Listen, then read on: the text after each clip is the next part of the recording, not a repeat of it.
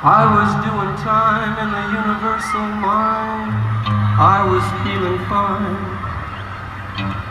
I was turning keys, I was setting people free. I was doing alright. Then you came along with a suitcase and a song. Turned my head around. Now I'm so alone. Okay, you fans of American popular culture of the 20th century, especially you fans of the Lizard King, I'm going to show you where Jim used to eat at the Garden District Cafe at 747 La Cienega Boulevard, a little bit south of where the Doors workshop was in Electra. And these few blocks, these few consolidated blocks, this is where he lived when he wasn't on tour. And this was his favorite restaurant, and that's where he, in those photos, that's where he took one of the last interviews in December of 1970 with the LA Free Press. Now, it's the Belmont restaurant, but thankfully it's still extant, the building. And I've seen on a lot of blogs and vlogs, people wanting to know where exactly was. I mean, I've read I don't know how many books. Years ago, you could never find the address. And now, thanks to the miracle of the internet, people are giving the information that we've all been seeking for the Doors and the Lizard King himself. And I finally found it. Thankfully, they haven't torn it out. Now, that building right there was supposed to be a theater where Jim's walking in front of. And that's the West Hollywood Hills. And it's already getting late on a Sunday. And this is where Jim sat in that tiled table. And then you see a sign there, the Garden District Cafe. Okay, I'm gonna come around here, Sherwood Drive and La Cienega. If you want to come, take some photos and see. As you can see, they're tearing all these blocks out. Sometimes they tear out whole blocks. Okay, and then I'm gonna end this video for you fans to see how far he would come to eat breakfast or lunch or dinner, whatever mood he was in, of course, unless he would go to Duke's Coffee Shop at the Tropicana Motel on Santa Monica Boulevard. Now, here you go, closed for maintenance for whatever reason. I guarantee it, I'll come back a year from now and it'll be torn out. They'll say it's unaffordable to fix it.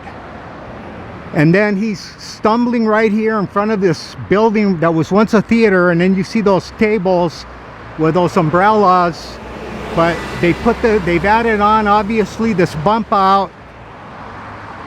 And then that's Waring Street, I guess. Waring Street or Waring Avenue. And so here you go. And then I don't know if they've ever mentioned Poppy, but I know they were talking about where they would get their albums edited at Poppy Editing. I don't know if that's the same place, but here you go. This is where Jim was.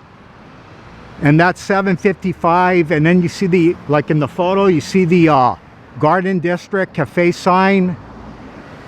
Okay, so okay, we're gonna go north, and I'm gonna end this video at the Alta Cienega, and then I'm gonna try to make a left first. Before I do that, I'm gonna try to go to where Jim got his cigarettes and beer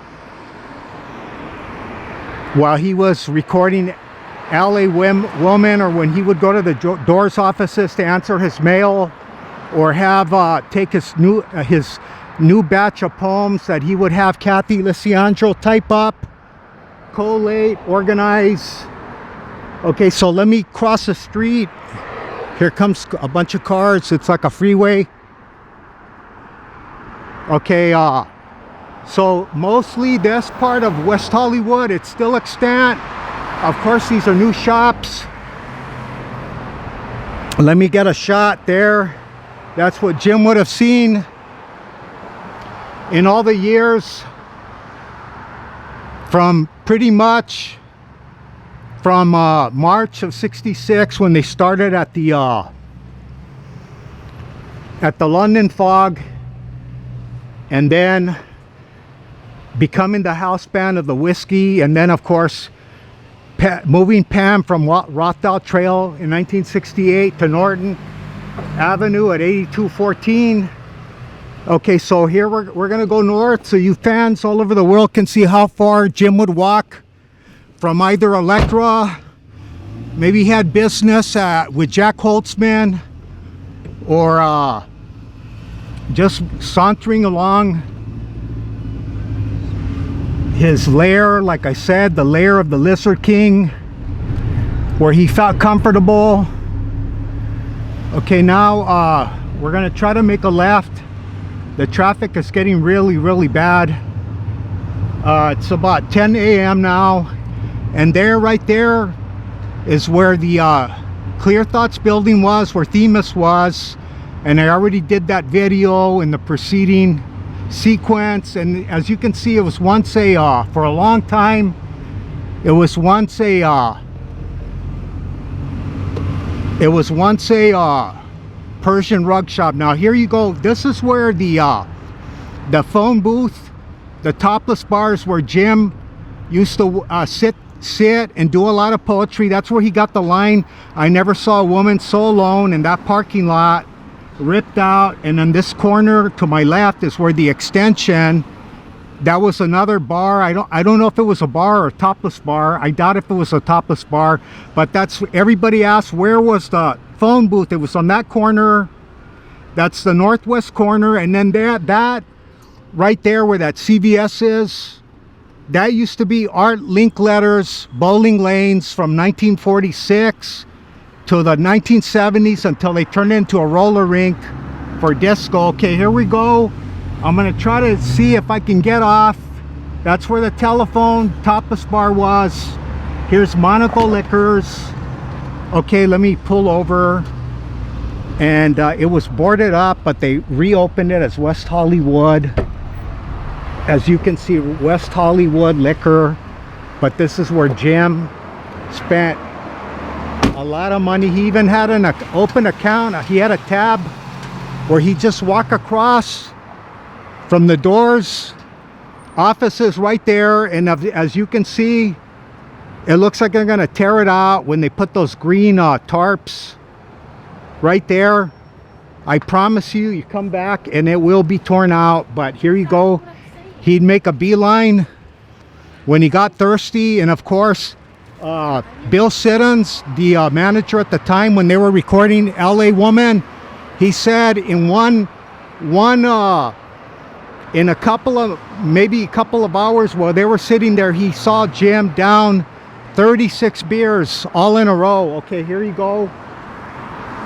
They reopened it. I thought they were gonna tear it out, but too bad. They even changed the doorway. The doorway was actually, the original doorway was right here.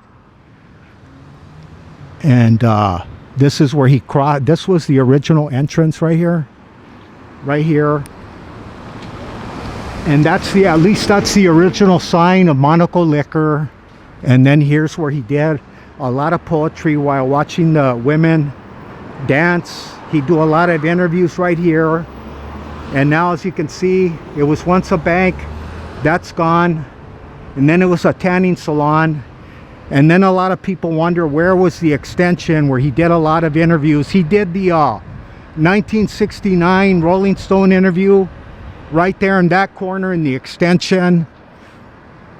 And as you can see, obviously,